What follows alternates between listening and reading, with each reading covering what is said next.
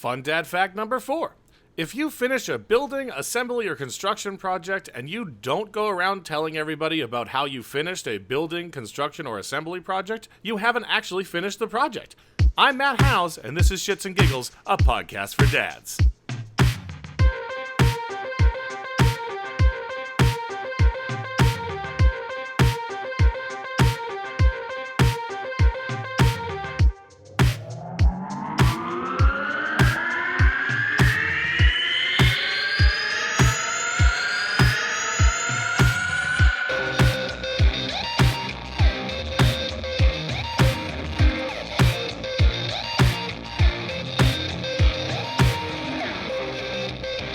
Hello, welcome back again. Episode 11, Shits and Giggles, a podcast for dads, coming in hot right after the wonderful 1-month anniversary 10-episode special, which I hope you all enjoyed. I know it was fairly close to a regular episode, but I put a little bit extra effort into it. The only difference between ordinary and extraordinary is just that little bit of extra, and that's what I gave you in last week's episode.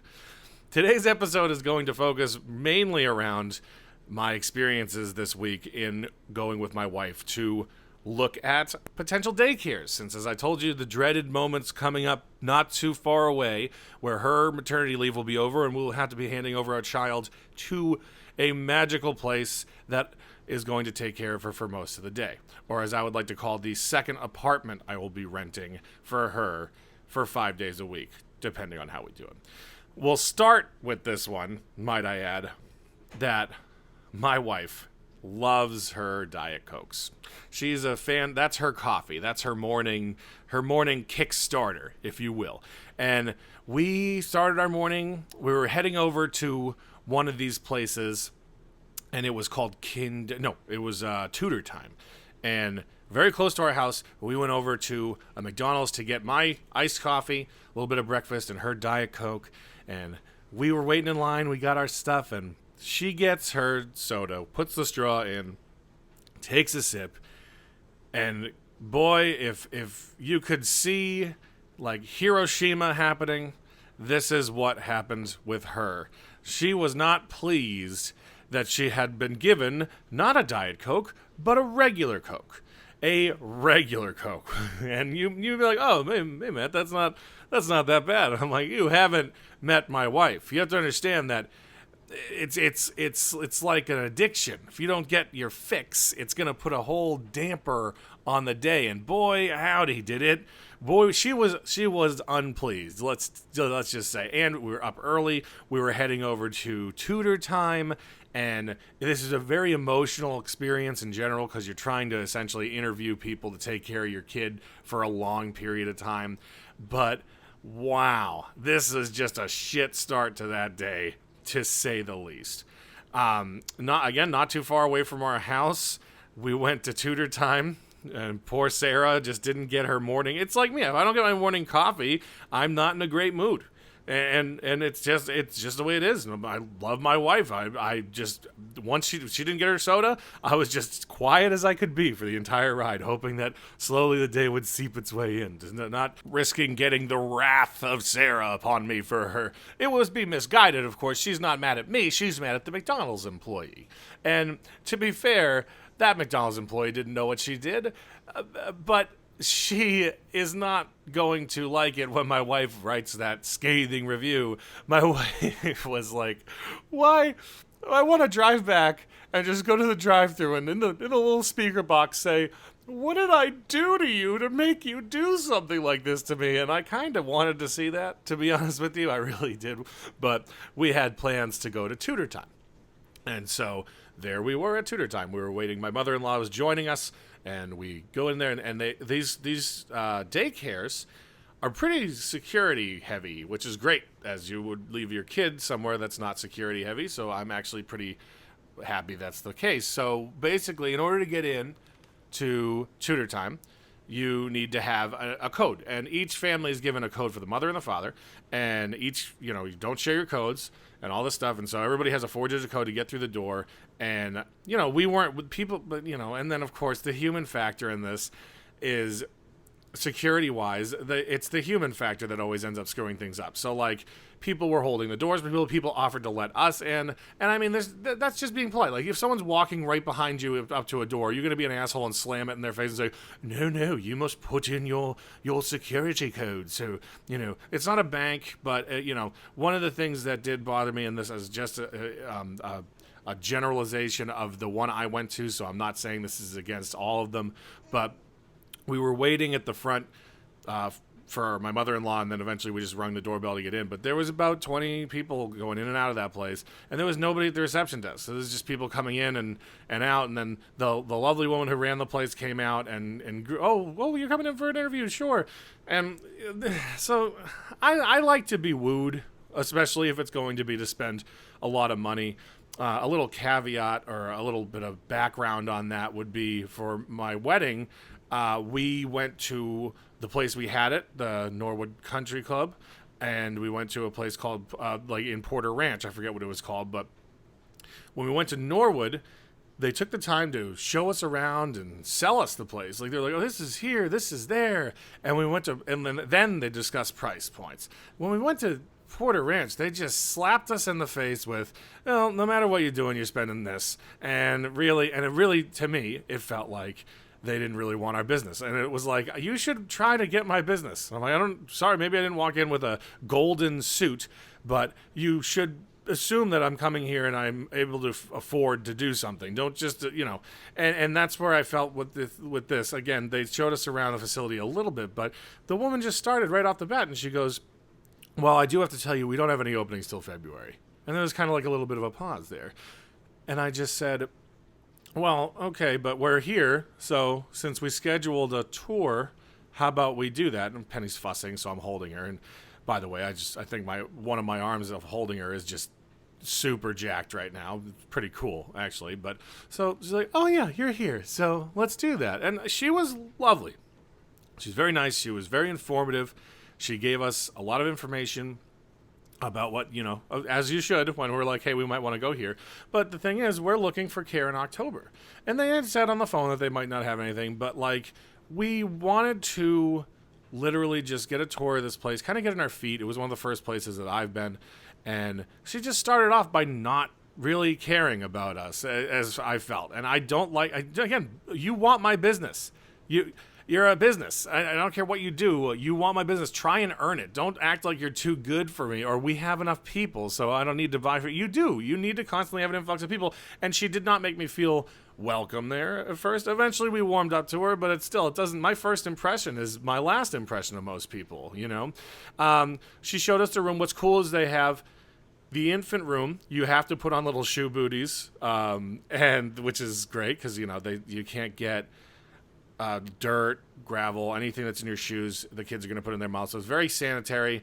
But the room at tutor time was like a shotgun room, and we weren't allowed to go in there, which is fair because they shouldn't just let kids, I guess. Well, that's a different story for later. But we look in there, and I see like 5 kids, and I look down the room, I see there's one adult in there, and it's just such a long room that I feel like the kids could have gotten lost in there, to be honest with you. And their policy is one, I guess we'll just call them teachers, one adult for every 4 toddlers or infants, which is the general way that it goes for the places that we've seen. But it was kind of, the booties sanitary, so the infant room, that's great, but we couldn't really go in there. We went in, they showed us the toddler room, there was about 8 kids in there. They were all drawing, sitting down, and, one kid felt really bad because I walked in and he was crying, and the teacher was like, oh, well, our mom dropped him off today instead of dad. And I'm like, oh my God, just the little things that I can't wait for Penny to be really, I shared a post about kids being upset about the dumbest things on the page. So check that out. It's just like, the little things in life that really affect children so much more than us. But we go through that room. They show us the back. There's a lot of really cool outdoor equipment, like a really nice kind of like a little grassy knoll, and a few like playground equipment things like a slide, a jungle gym, whatever is not the stuff we grew up on that was like, oh, break your leg, you're fine, get caught in it, don't worry about it. And then they showed us the prison yard of cribs that they have the kids nap in. Now, every kid gets their own crib and it's their crib for the time that they're there, but my mother-in-law and didn't like this, and I mean, really, neither did I. It really was a room of just cribs all crammed together with people's names taped on it, and they're like, someone's in there all the time, and we have a 15-minute nap check thing, and I'm like, I didn't mind it at first, but my mother-in-law brought up the fact that it just felt like a prison, and looking back on it, I tend to agree with that subject, and so I was like, okay, whatever, and again, I'm already here. I started this experience, which normally I would like to be unimmersed. I started the experience with, I'm not getting in here. So I'm not super, I don't really care too much about what you're showing me. You told me I'm not getting in. It's not worth it. Whatever. We go out and we just talk about some general stuff, and I'll go into because it's kind of like this at all the places. So I'll go into them in a bit, but we talked about a few general things. He gave us some charts I'll go over with you in a moment. But just really, honestly, we got out there, and of course, Sarah's emotional. I'm feeling a little bit just because this is where we're going to drop our kid off, and we were just a little. I was really unimpressed, to be honest with you. And we get in the car, we're heading over to our next place, and where do we drive through? Yes, we drive through that same McDonald's again, and I half expected my wife to give them the business. She was very polite. She paid her $1.10 for her Diet Coke. She got a Diet Coke, and I sat there and drank her regular Coke from earlier in the day, capping the end to that, violent start to the morning. But moving on, we went to our next destination, a place called KinderCare. Now, if I could do a variation between the two of them, Tutor Time seemed very state-of-the-art, updated, clean, ready to go. Well, they were both clean, don't get me wrong. But, everything seemed to be very new. There was security cameras at the front desk that you could see everything, which I actually didn't really like because I'm like, well, anyone who walks in here can just peep on any of these rooms. But, that's just those weird things you think about as a parent. KinderCare was a little bit more analog, I guess I'll say. And I kind of, in general, I wasn't wowed by the facility right away. We pull up there, and it's a lot further away than Tutor Time was. But we get into the parking lot, and we go in, and each of these has a doorbell to ring if you don't have your parent code. We ring the doorbell. We're let in very quickly by a very, very nice woman. And there's a front desk right there, and immediately to the left, as you can see, and you see the infant room, is a big, wide open room. Well, it's a open room, as in there's 3 windows, huge ones that you can see in right from the lobby, and then it's sunlight everywhere. It was very bright, and I liked it a lot. And then you see there's 2 attendants, 2 staff members, I guess we'll call them, teachers, whatever you want to be called. I'm not trying to insult you if you're a care person for infants at a daycare, but I just don't know what the correct term is offhand right now. I don't feel like looking it up, to be honest with you. But you can see them; they're very, very happy. They're engaging with the children. One of this little girl, and I didn't know it was a girl at first, but there was a mohawk on this girl, and she was walking around, and she slowly turns to us as we walk in. She's probably like a year old, maybe, and she turns, slowly smiles, and then waves at us, and all of us waved back at her, and she got the biggest kick out of it, and I was like, I think they put this kid on display to get our stuff. Now, we were a little early, so our person who was going to show us around was unavailable for another few minutes, so we were just kind of puttering around this very small lobby, which is great. The bigger the lobby, the more chance you have to lose something, or someone could get in, and unfortunately, you do have to think about those kind of things when you have a kid and you're trying to do daycare. But eventually, our lady came up to us. She was very friendly. She walked us right into the infant room. I was able to use my socks. I didn't have to put on the booties. And she let us walk in there. And we got to see the inside of the room. And in that room is a much better nursery facility. There are 8 or 10 cribs lined up in a circle in a small room that you can see right over. It's in the same room, but it's got a small partition in between it, and there's a beautiful skyline painting for the wall. It's bright. There was 3 kids One of them was face down and their butts in the air, and that's apparently how my wife says that she used to sleep in her crib. But just I'm like, how do you do? Like, how is that where you're comfortable? But hey, you do you. They have like the sleep sacks and stuff available for you. You don't have to provide one. We have our kid in the Halo sleep sacks. They work really well. We like those, so I do recommend those. They have like the weighted ones, which is supposed to help with that feeling of like if your kid's used to falling asleep with your hand on their chest or something, that weight really helps them sleep. Penny just sleeps when she wants to sleep. That's how it works right now. But yeah, and then the two ladies in the room were super friendly. Like we were talking to them, chit chatting. They're, oh, I love your nails, blah, blah, blah, all that normal stuff. And then one of the kids was crying. So while talking to us, she sat down. She has the kid on her lap. They're like, oh, shaking, having a good time, and they're engaging. And it genuinely felt like they cared for these kids. It didn't feel that way at tutor time. At tutor time, it felt like they were very it's clinical, it's very corporate, like, okay, those are the kids, blah, blah, blah. It felt very warm, and the facility, again, it didn't wow me at first. It was very bland. It felt like an old, my old middle school, one long hallway, few rooms off to the side, but the rooms were small. They weren't huge. Every room in tutor time was these super long rooms where I guarantee you could lose kids. It's super easy. So we love that first room. Asked our questions. I'll get into that after I describe these experiences. We moved into the toddler room where they teach them, and we walk right in, and right away, in the other place they were just all coloring like individually. Right away we look in, and the woman who is teaching them is on the floor, and they're hammering golf tees into a cardboard box and just having a blast, like learning on. And again, these aren't like state-of-the-art toys.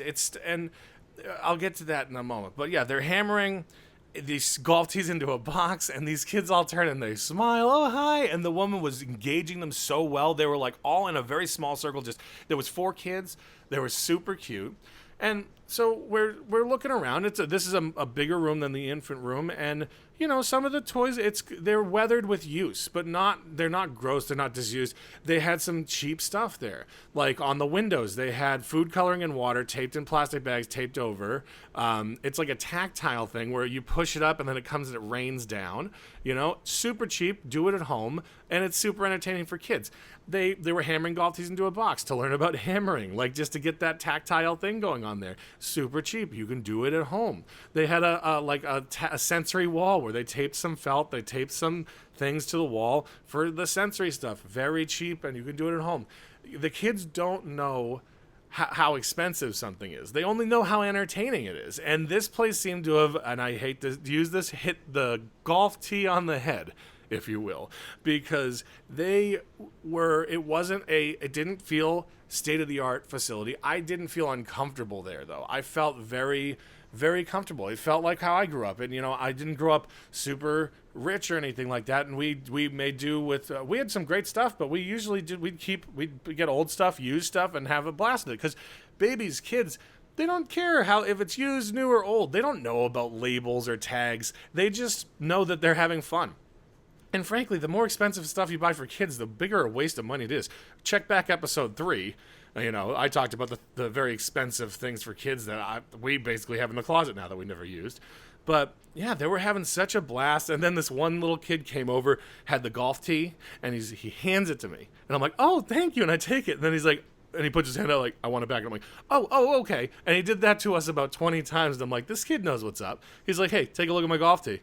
But don't hold on to it too long. One thing we learned from both facilities is that you are licensed it's 2 different licenses. One is for preschool, which is ages 2 and above, and one is for like daycare, infant care. Both of these places were licensed for those things. So after we left the toddler room, which is kind of like, when do you go in there kind of thing, it's a varies, as is everything with children. It's a developmentally.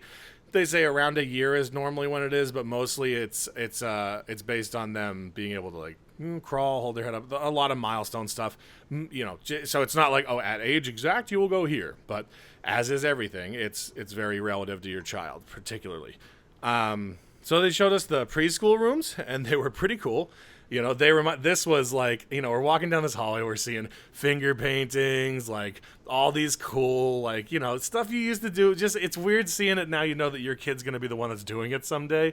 And you're seeing all this artwork done by the kids where you can see in the hallway has windows to every classroom. And you're just seeing these kids are having a blast. The teachers are happy. We saw one had to have been story time because all these kids were all crowded. And with in preschool, the rule of thumb is 1 adult to 12 kids, which I don't think that's the worst thing in the world. But I know that 12 kids can be hard to manage. Well, I guess one is hard to manage for me, and she's not even like, that old yet. So we'll see from there, I suppose. But we get to the back where they have their outdoor area. Now, when we walked in, the outdoor to the left of the building was this like Island of Misfit Toys. It was where we thought the bad kids went. There was like a tipped over slide, a wagon with one wheel. And I'm like, oh God. Again, the facility at first didn't wow me. And I was like, okay. But the staff did. They were very friendly. They were incredibly helpful. So we get to the back and find, because I kind of wanted to see what I would call their athletic facility, their outdoor area. And we get there and we open the door and it's really cool. They have a different fenced in areas, like, low fences, not like prison fences for the different age groups. They'll take there's like a water table thing where the sprinklers will come up.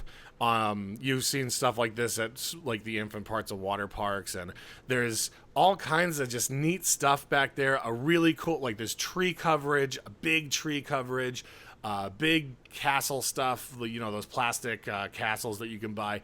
And then there's a bigger section for the bigger kids. And it was nice. I'm like, you know what? I grew up playing on stuff like this. This kind of feels cool. And it doesn't feel, I'm right off the side of the road. And then behind this fence is this, this paradise for kids. And it was great. So we saw the whole facility and I fell in love with it, And honestly, they showed us everything. And then we talked turkey. Now, these people were like, okay, we don't have availability till the end of January, but we have a family that might be leaving, and all the people who are on the wait list right now are looking for December. They might be leaving, which means that, and it might be soon, so if you put your name on the wait list right now, you're likely to get your October slot like you're looking for. And let me tell you guys, okay, and there's a bunch of people out there who are like, oh, you got to go to the right daycare to get there. That's all horse shit, but if you got to really think about, like, the second you're pregnant, you should look into preschools because their wait list is really, really long. I'm telling you this now. Get that done as quickly as possible. But, we talked turkey. This woman was, like, trying to get us in there. She was like, hey, we can do this, I swear. Just put yourself on the list. And, we pay the deposit, and they say when you fill out your application, when you get approved, that portion goes to your deposit. And so you're just down payment kind of dealy. And it just, again, we of course we decided to go to lunch and talk about it. But those are the things, I don't have to say again, I need to be sold to, sell to me. I want to go to your facility. I've shown an interest by showing up. You should do the least you could do to make me feel like I didn't waste my time. Tutor time, I'm going to give it a thumbs down. Not the whole place. I'm not reviewing the place. I'm reviewing the one experience I had at that one location that I had gone to. KinderCare wowed me from the start. Well, actually, excuse me. They wowed me after we walked in the building, and then I didn't have a problem with their facility. So it's the weird stuff, you really got to play to, how do you feel like they're going to treat your kids? Is it going to be corporate? Here we go. This is what we're doing. Here's our day to day. Or is it going to be people who care and really are interested? And those people in the infant room knew the names of every kid that was in there. They didn't have to look at the wall to see whose name was up on the wall. They knew it. They genuinely cared. And you want people who care to be with your kids. It sucks that you have to put your kids in daycare in the first place. If only, well, not everybody, I know, and good on you having that stay-at-home parent life. I don't shame that. I've been nothing but positive of people who were able to do that. It's just really hard nowadays. But I think my wife's going to be able to do part-time at home, part-time at work, which will work out for us, pretty well. But I guess we'll go into some of the brass tacks of it. Basically, there's no flexibility on time at KinderCare. So there's only a 5-day-a-week program. So you pay for your 5 days a week regardless, go how often you want. Like if you bought a hotel and you don't decide to go. At Tutor Time, they have 2-day options, 3-day options, and 5-day options. The 3-day option for them was $20 or $34 less than the 5-day option for KinderCare. And their 5-day option at Tutor Time was like $60 more than the 5-day option at KinderCare. And the only difference being that at Tutor Time they provide all the wipes and diapers and whatever, and at KinderCare you provide your own. But honestly, I buy Kirkland. I don't care. I'll give them a case. I say use them for whoever you want. It'll be fine. But that was another thing. I'm like, look, well, if we have to pick 3 days and stick to it if we want to do part-time, and we don't know if we're going to be able to do that forever, so we eventually are going to have to, and eventually we would go up to 5 days just to get her in like a classroom setting with tactile stuff. And so we're eventually going to be paying this high thing anyways, and I was not wowed by Tutor Time. So I said that at least here we can pay for 5 days. If we ever need to use it, we can use 5 days, but we can also use 2, 3, go any days we want. They're staffed for it. Now, I understand what they do at Tutor Time is they staff for who's going to be there what days, and that's fine. And this place was like, screw it. We're just going to have 5-day care, and if there's nobody in, we'll all just sit around playing cards till somebody comes in. But their entire thing was very, I'll call it user-friendly. My wife was very pleased with it. The only thing with their security was instead of every couple getting their 2 sets of codes, every single person at this KinderCare has the same code that they change out every time a parent leaves or annually or whenever something happens. But you think about the security issues there where, what about old people who are not old people, like old parents that had gone there that are disgruntled, or people who know the code or they gave it to their friend. And it's like, yeah, but again, the human factor is the problem there. The same exact thing can happen at the other place. I gave it to my buddy to pick up my kid one day, and who cares? Or I just guessed it. Like it's stuff like I held the door open for somebody. That's stuff that's going to happen everywhere. You can't live like in a world where those kind of things are going to happen if they're going to happen. If somebody wants to do something bad enough, sadly enough, they're probably going to be able to get at least pretty far along in their plan until they're thwarted. But in regards to childcare, I think that the KinderCare place is going to be the best. I'm excited. So we're hoping, we put in our app, and we're going to wait for a response on when they find out if this person's leaving. We're going to slide right into those DMs, if you know what I'm talking about. But I want to talk next about some of the things that you should make sure to ask your childcare place, because they don't always say it right away. So let's move on to that. I guess first and foremost, the biggest thing that you should ask, and from the 2 places we went today and from places I've seen before, is what's your ratio of adults to kids in a room at any given time? So the thing we've received for infants up to 2 years, essentially, depending on what room, because again, it's developmental to when they move into the preschool area, we've been told that there is one adult for every 4 kids. And a maximum of 8 kids in the room at any given time. So only 2 adults, 8 kids. And that's great. I don't mind that number very much. That it's got to be hard for them, but they all seemed very well equipped to handle it. And it's something that if it were a larger number, I would not feel comfortable with my kids staying there. I don't think that there's a facility in the world besides your parents' house that's 2 adults to 1 kid. But, the 1 to 4 seems like a pretty good ratio. And I definitely think that that's something you should ask right off the bat. Second, and I am a very huge proponent of immunization, find out what their immunization policy is. At Tutor Time, it's you have to be immunized, but if for some reason they allow their parents to do this adjusted schedule, but they're like, yeah, but they just have to tell us they have a plan. And unfortunately, in this world of measles is coming back and all this other crap, I don't need your kid to have you to have a plan, because that's a loophole for people who are just anti-vaxxers to be like, well, you already have them, so KinderCare was flat out have to be immunized, and that's the game.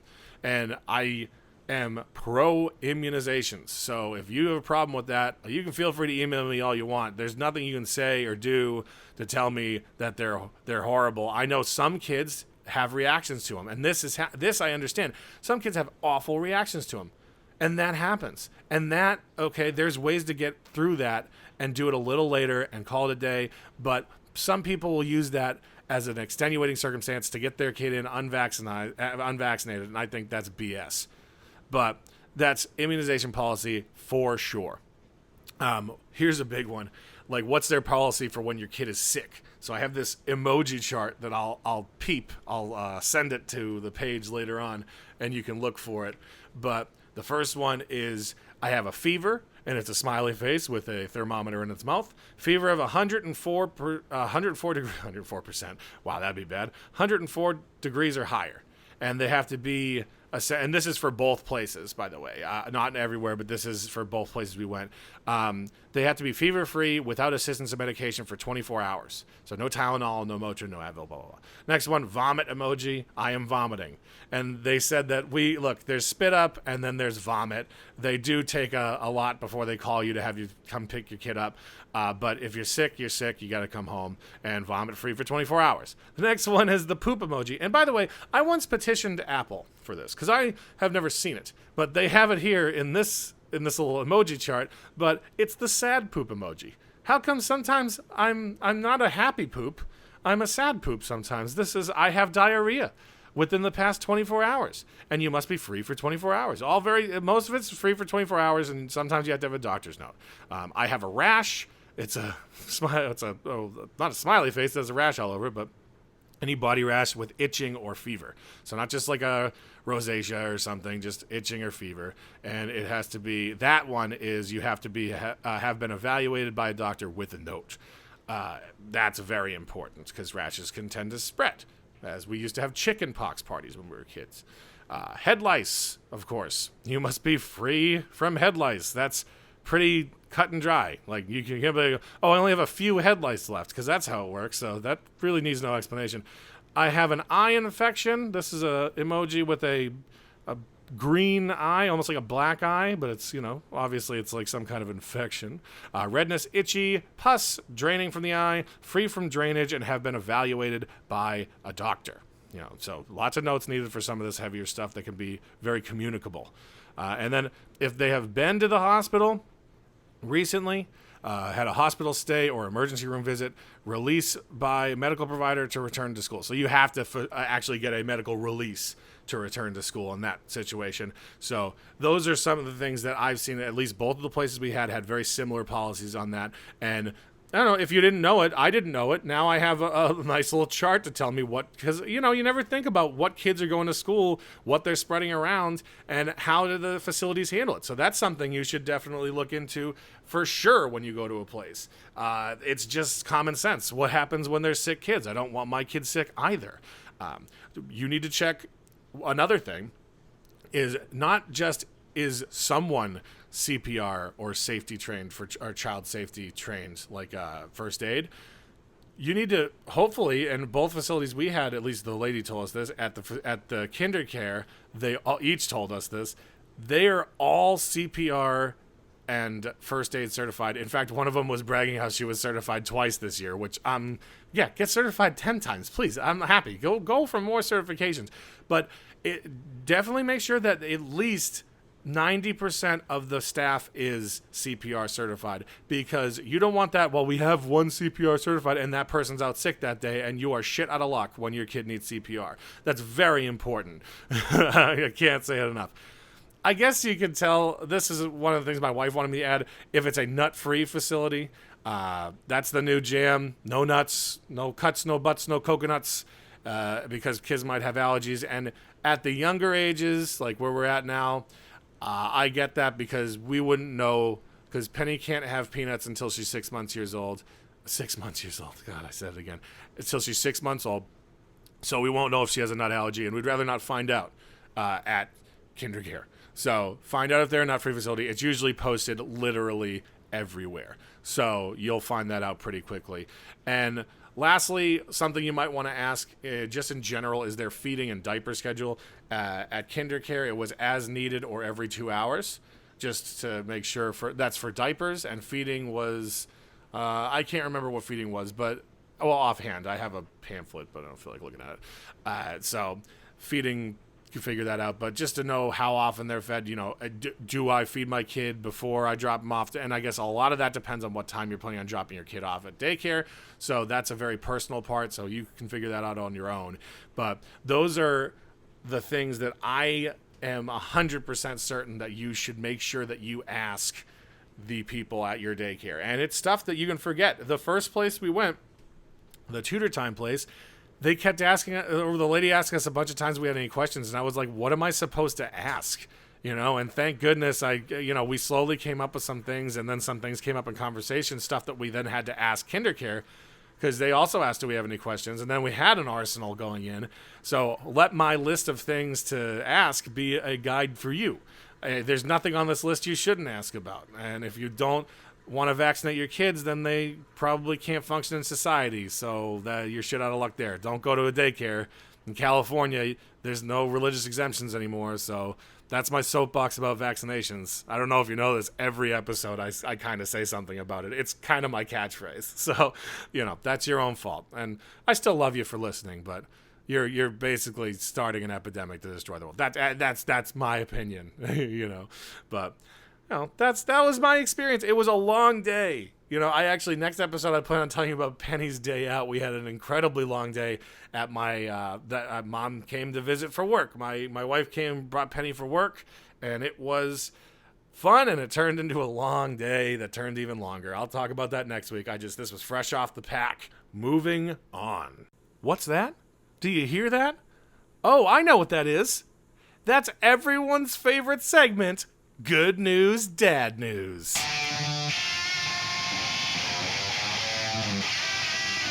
Today's Good News, Dad News segment comes from a little news article source called BuzzFeedNews.com. And I found this it was very endearing, to say the least.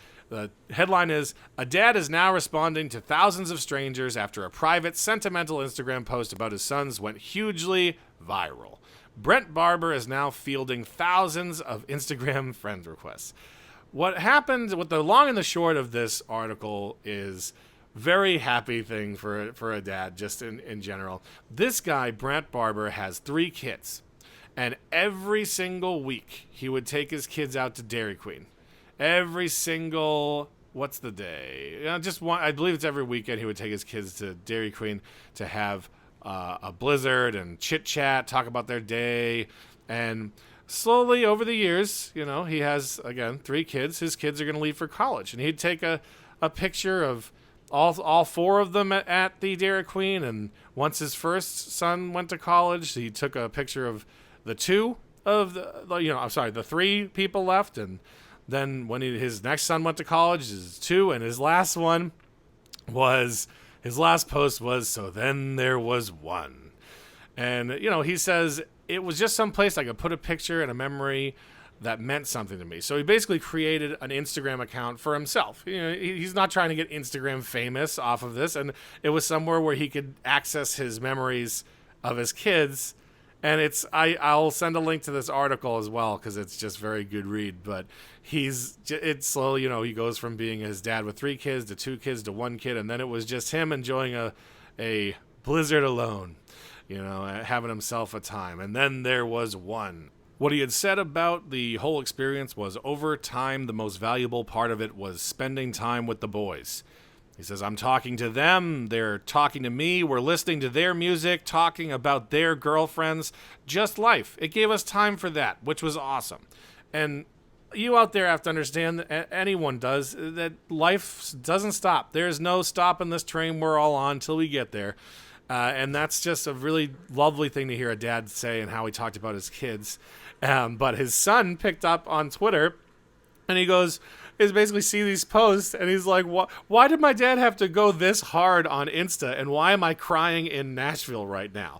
He wrote, the tweet's been retweeted over 165,000 times so far, Thousands of strangers expressed the same reaction to it. I just want to say thank you for making me cry this early in the morning, one person wrote in response. That's how I felt. I welled up while reading it.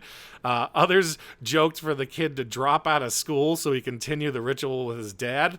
More also said they wish they grew up with a dad like this and traditions like this. And that's a feeling that I can relate to. My father and I, we'd have tradition of going out in the boat with my brothers and my sister and stuff like that. It was as frequent as it could be, but I know what it's like when there are people who are just able to have something like every week we do this and without fail we do this, and I could see how that could resonate with anyone out there who just hasn't felt that kind of a thing. I'm super just in love with this article. It's so great, and that's why I like to pepper in every other week as a good news, every other week as a bad news for the good news, dad news section. But I think you, the listener out there, can understand that feeling maybe, that's just wishing you had that kind of a connection, or hoping that you can have that kind of a connection with your kids. I'm racking my brain with traditions that I can share with Penny. So this is all very, very endearing. I think it's amazing.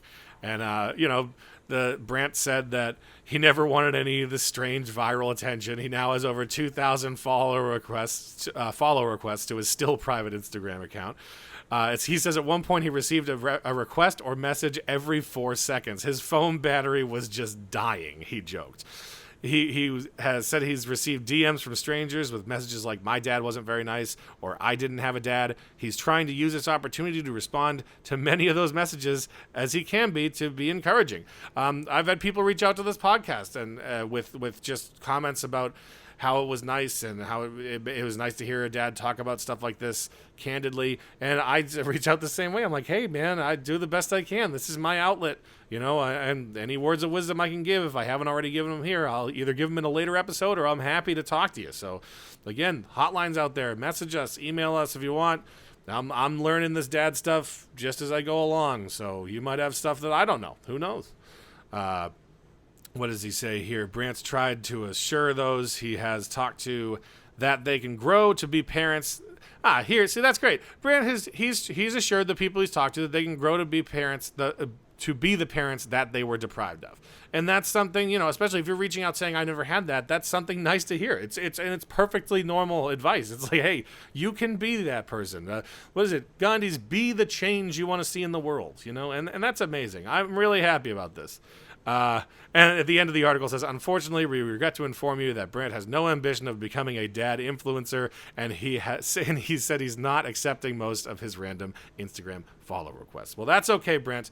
I will happily spread the news further, as I know it had already been said several times, but what you posted out there is, whether or not you want it to be, it's a beacon of hope for some of those people out there, and I'm very happy to have stumbled across that article, and I am even happier to share it to the listeners out there. So thank you. Moving on to our final segment, as always, we will be talking about how has Penny been developing lately? All right, guys. Well, Penny had her 2-month appointment. Yes, as I told you in the anniversary episode, she just passed the 2-month mark 2 weeks ago by the time you've heard this, and she had her checkup, and she is doing famously. As I told you, she has a very large head. She is in the 98th percentile for head. I am assuming it's because of that massive brain she's toting around in there, but it is a little hard for her to do the push-up that they want her to do, so we're doing extra tummy time. But if you had, I'm pretty sure that most of her weight is in her head right now, so she would topple forward if she was sitting up. She does from time to time, but she's doing really well. She got all of her boosters. They put off the Hep B because at our 1 month. They're like, hey, we can just do it at the 2 month with everything else. And she took 3 shots and 1 oral one, and she took it like a champ. She cried at first, and she got pretty, I gave her a bottle. She calmed down, but she actually took 2 of them without crying. And then it was almost like when the kid who's getting the shot looks over and sees the needle and realizes they should be crying. They're like, oh, oh no. And she cried. She had a bit of a fever in the evening, but we managed to do it without any kind of Tylenol, and she slept through the night like a baby. It's odd using that term when you're referring to your baby who is a baby, but it's getting there. And I mean, she's just developing perfectly. The doctor said she's doing great. We're going to go in. We are having a 4-month appointment, which is the standard thing to do, but we're also doing another, like a 1-month checkup from a month from now just to check her weight. She's in the 83rd percentile for weight. She is currently 15 ounces. Excuse me. She's 12 pounds, 15 ounces, and she is 24 inches long. She's a tall one, just like her daddy. I am 6'6". And it's just, you go through life, it's a little different. But, lastly, one of the things they did tell us to look at, and it's called torticollis, and it's when they can't turn their head in one direction. She doesn't quite have that, but you have to make sure that your baby has turns on both sides. And I think a lot of it is my wife and I hold her in the same arm when we feed her, and she can turn her head all the way to the left. But she can't, but she favors the right side, and it can kind of give them a little bit of a fat head, a flat side of their head, and you want to look out for that for sure. But just kind of talk to them on the. We turned her around in the bassinet so that she's looking in the like a B now, but she's upside down looking at me, so that she's looking in that direction. I'm going to try and feed her on the other side. You do end up, as a human being, you favor one side of everything, but it helps develop the muscles in their neck, and you want to make sure that gets done. She doesn't have a full, like my niece Leanne, I guess, had, like, she really just couldn't do the other side. You have to do a lot of exercise. We're just making sure we kind of push her to this, favor her a little bit to that side, and it's hopefully going to just clear that right up. Lastly, I just wanted to let you know that Penny's favorite TV show is currently The Walking Dead, and she's enjoying the newest season that hit Netflix with us. She really does stare at the TV intently when we're watching it. Call that what you will. I call that quality family time. I think she's too young to even know what's going on. She's just seeing the moving pictures, but she loves The Walking Dead, guys, and soon she'll be watching Rick and Morty in November with me. So everybody has their things they got to do. Here you go, guys. I got to wrap up here. It's been a great day for me so far. I'm enjoying it. We're kicking ass right now. I got my daughters about to wake up, so we got to roll this up. So I will leave you, as I do every week, with my world famous words of wisdom. My kid is better than your kid, and vaccinate your kids or keep them the hell away from mine. I'm Matt Howes, and this has been Shits and Giggles, a podcast for dads. You've just listened to one dad's perspective on parenting. This show is not meant to be an authority on how you should raise your kids. Did you enjoy the show? Don't forget to like, subscribe, and share on social media. Leave a review. Anywhere that you can find and download podcasts, you can find Shits and Giggles. Find us on Instagram, Twitter, and Facebook at shitsandgigs42 with 2 G's. Email us at shitsandgigs42@gmail.com. You can find us on YouTube as well by searching for Shits and Giggles, a podcast for dads. Don't forget, you can also call the hotline to leave a quick story about you as a parent at 818-835-2350. Thanks for listening. We'll see you next time.